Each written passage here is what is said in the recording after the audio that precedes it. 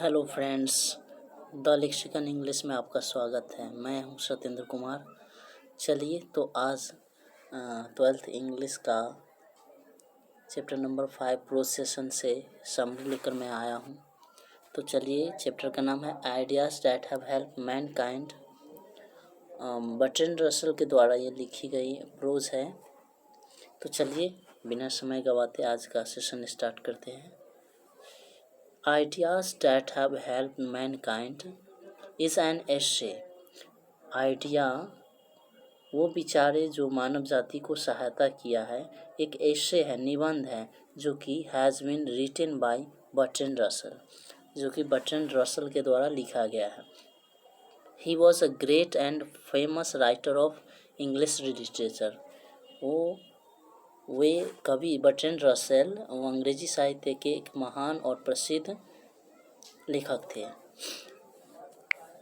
In this essay, the poet talks about growth of human civilization। In essay में कवि चर्चा करते हैं, बातें करते हैं मानव की सभ्यता के बारे में। He says that we are civilized today, but thousands of years ago। कहने का मतलब ये कवि कह रहे हैं कि हम लोग आज सभ्य हैं, लेकिन हज़ारों वर्ष पहले हम लोग अनसिविलाइज्ड थे। वी आर अनसिविलाइज्ड, हम लोग असभ्य थे। We are living in both in jungles and caves like animals. हम लोग जंगल और गुफाओं, पहाड़ों में रहा करते थे, एक जानवर की तरह। The poet says that the animals have no pleasure. Animals के पास कोई प्लीजर नहीं है। प्लीजर मतलब होता है खुशी, आनंद। ऑफ म्यूजिक का, ना ही पोइट्री का, कविता का, ना ही साइंस का। And games but we have.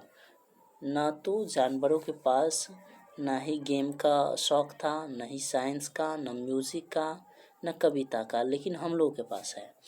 It is our intellect and moral qualities, और ये नैतिक क्वालिटी है हमारे अंदर, that make us different from animals, जो कि हमें जानवरों से दूर बनाती है। ये बर्ट्रैंड रसल हम लोगों को बता रहे हैं। तो चलिए दोस्तों आगे बढ़ते हैं। आगे का sentence, the poet says that we are not sure certainly. हम लोग आज मतलब कभी कहना चाह रहे हैं से हम लोग आज सर्टेनली मतलब निश्चित तौर पर आश्वस्त नहीं है डैट कि द लैंग्वेज बिगन फर्स्ट और फायर बिगन फर्स्ट। कहने का मतलब कभी कहना चाह रहा है कि हम लोग ये सुनिश्चित नहीं है कि पहले शुरुआत भाषा की हुई थी या पहले आग की। He says that fire was used for cooking on some occasion। यानी कुछ ओकेज़न पर फायर का प्रयोग किया जाता रहा होगा। किसी अवसर पर a child got